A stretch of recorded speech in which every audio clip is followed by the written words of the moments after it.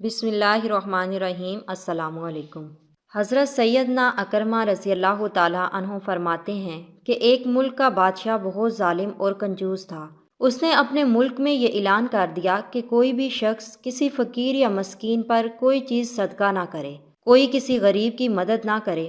اگر کسی نے ایسا کیا تو میں اس کے ہاتھ کاٹ دوں گا۔ یہ خبر سن کر لوگوں میں سنسنی مچ گئی۔ اب ہر کوئی صدقہ دینے سے ڈرنے لگا۔ ایک دن ایک فقیر مجبور ہو کر ایک عورت کے پاس آیا اور اس نے کہا کہ اللہ تعالیٰ کی رضا کی خاطر مجھے کوئی چیز کھانے کے لیے دو۔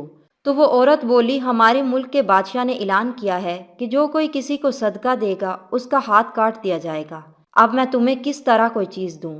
فقیر نے کہا، تو مجھے اللہ تعالیٰ کی رضا کی خاطر کھانے کے لیے کوئی چیز دے دو۔ عورت کو اس فقیر پر بہت ترس آیا اور اس نے بادشاہ کی ناراضگی اور سزا کی پرواہ کیے بغیر اللہ تعالیٰ کی رضا کے لیے اس فقیر کو 2 روٹیاں دے دیں۔ فقیر روٹیاں لے کر دعائیں دیتا ہوا وہاں سے چلا گیا۔ جب بادشاہ کو معلوم ہوا کہ فلاں عورت نے میرے حکم کی خلاف ورزی کی ہے تو اس نے عورت کی طرف اپنے سپاہی بھیجے اور عورت کے دونوں ہاتھ کاٹ دیے گئے۔ کچھ عرصے بعد بادشاہ نے اپنی والدہ سے کہا، مجھے کسی ایسی عورت کے بارے میں بتاؤ جو سب سے زیادہ حسین و جمیل ہو تاکہ میں اس سے شادی کروں۔ تو اس کی والدہ نے اسے بتایا کہ ہمارے ملک میں ایک ایسی خوبصورت اور بے مثال حسن و جمال کی پیکر عورت رہتی ہے۔ میں نے آج تک اس جیسی حسین و جمیل عورت نہیں دیکھی، لیکن اس میں ایک بہت بڑا عیب ہے۔ بادشاہ نے پوچھا، اس میں کیا عیب ہے؟ اس کی والدہ نے جواب دیا کہ اس کے دونوں ہاتھ کٹے ہوئے ہیں۔ بادشاہ نے سپاہیوں کو حکم دیا کہ عورت کو میرے پاس حاضر کیا جائے اور اسی عورت کو بادشاہ کے پاس لے آئے جس کے ہاتھ فقیر کو روٹیاں دینے کی وجہ سے کاٹ دیے گئے تھے۔ جب بادشاہ نے اس عورت کو دیکھا تو اس کے حسن و جمال نے بادشاہ کو حیرت میں ڈال دیا۔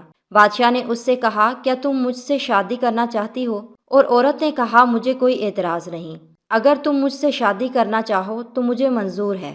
چنانچہ ان دونوں کی شادی بڑی دھوم دھام سے ہوئی، جشن منایا گیا اور اس طرح وہ ہنسی خوشی زندگی گزارنے لگے۔ بادشاہ کی دوسری بیویوں کو اس عورت سے حسد ہو گیا اور وہ دن رات حسد کی آگ میں جلنے لگیں۔ ان کے دل میں یہ بات بیٹھ گئی کہ بادشاہ اب ہمیں اتنا وقت نہیں دیتا جتنا اس غریب نادار نئی دلہن کو دیتا ہے۔ چنانچہ وہ ہر وقت اسی فکر میں رہتی کہ کسی طرح اس نئی دلہن کو بادشاہ کی نظروں میں گرا دیا جائے، لیکن وہ اپنے مذموم ارادے میں کامیاب نہ ہو سکی۔ پھر اچانک بادشاہ کسی محاذ پر روانہ ہو گیا اور وہاں سے کافی دن دشمنوں سے لڑنا پڑا۔ بادشاہ کی بیویوں کو یہ بہت اچھا موقع مل گیا۔ انہوں نے بادشاہ کو خط لکھا کہ تمہارے پیچھے تمہاری نئی دلہن نے تمہاری عزت کو داغدار کر دیا ہے اور وہ بدکار ہو گئی ہے، اور اس بدکاری کے نتیجے میں اس کے ہاں بچہ پیدا ہوا ہے۔ بادشاہ کو یہ خط ملا تو وہ آگ بگولا ہو گیا۔ اس نے فوراً اپنے قاصد کو یہ پیغام دے کر اپنی والدہ کے پاس بھیجا کہ اس عورت کو اس کے بچے سمیت میرے ملک سے نکال دو، اس کے گلے میں کپڑا باندھ کر بچہ اس میں ڈال دو اور انہیں جنگل میں چھوڑ دو۔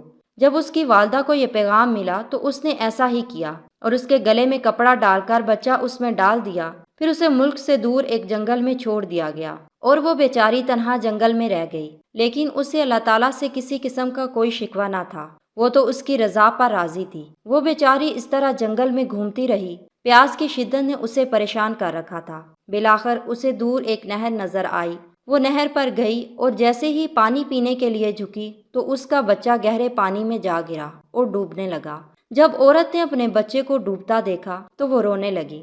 اتنے میں اس کے پاس 2 خوبصورت نوجوان آئے اور انہوں نے پوچھا کہ تم کیوں رو رہی ہو؟ اس نے کہا کہ میں پانی پینے کے لیے جھکی تو میرا بچہ اس نہر میں گر کر ڈوب گیا، میں اسی غم میں رو رہی ہوں۔ اور ان خوبصورت نوجوانوں نے پوچھا، کیا تم چاہتی ہو کہ ہم تمہارے بچے کو نکال لائیں؟ اور اس عورت نے بےتاب ہو کر کہا کہ ہاں، میں چاہتی ہوں کہ اللہ تعالیٰ مجھے میرا بچہ واپس لوٹا دے۔ ان نوجوانوں نے دعا کی اور اس کا بچہ نکال کر اسے دے دیا۔ پھر انہوں نے پوچھا کہ اے رحم دل عورت، کیا تو چاہتی ہے کہ تیرے ہاتھ تجھے واپس کر دیے جائیں اور تو ٹھیک ہو جائے؟ اس عورت نے کہا کہ ہاں، میں چاہتی ہوں۔ ان نوجوانوں نے دعا کی اور اس کے ہاتھ بالکل ٹھیک ہو گئے، اور عورت نے اللہ تعالیٰ کا شکر ادا کیا اور حیران کن نظروں سے ان نوجوانوں کو دیکھنے لگی، جن کی برکت سے اسے ڈوبا ہوا بچہ بھی مل گیا اور اس کے ہاتھ بھی لوٹا دیے گئے۔ پھر ان نوجوانوں نے پوچھا، اے عظیم عورت، کیا تو جانتی ہے کہ ہم کون ہیں؟ عورت نے کہا کہ میں آپ کو نہیں پہچانتی۔ عورت کا یہ جواب سن کر انہوں نے کہا، ہم تیری وہی 2 روٹیاں ہیں جو تو نے ایک مجبور سائل کو دی تھیں۔ اس حقائق میں ہمارے لیے کیسی کیسی نصیحتیں ہیں کہ اللہ تعالیٰ کی رضا کی خاطر جو نیک عمل کیا جاتا ہے وہ کبھی رائے گا نہیں جاتا۔ آخرت میں اس کا اجر ملتا ہے، لیکن دنیا میں بھی اس کے ثمرات ظاہر ہوتے ہیں، جس طرح اس عظیم عورت کے ساتھ ہوا کہ دنیا ہی میں اس کی نیکی کا بدلہ مل گیا۔ لہٰذا ہمیں چاہیے کہ اپنا ہر عمل اللہ تعالیٰ کی رضا کی خاطر کریں۔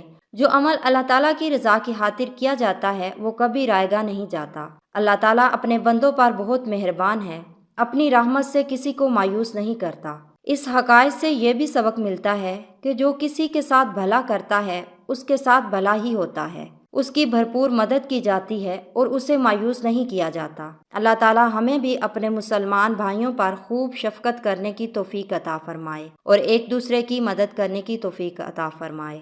آمین۔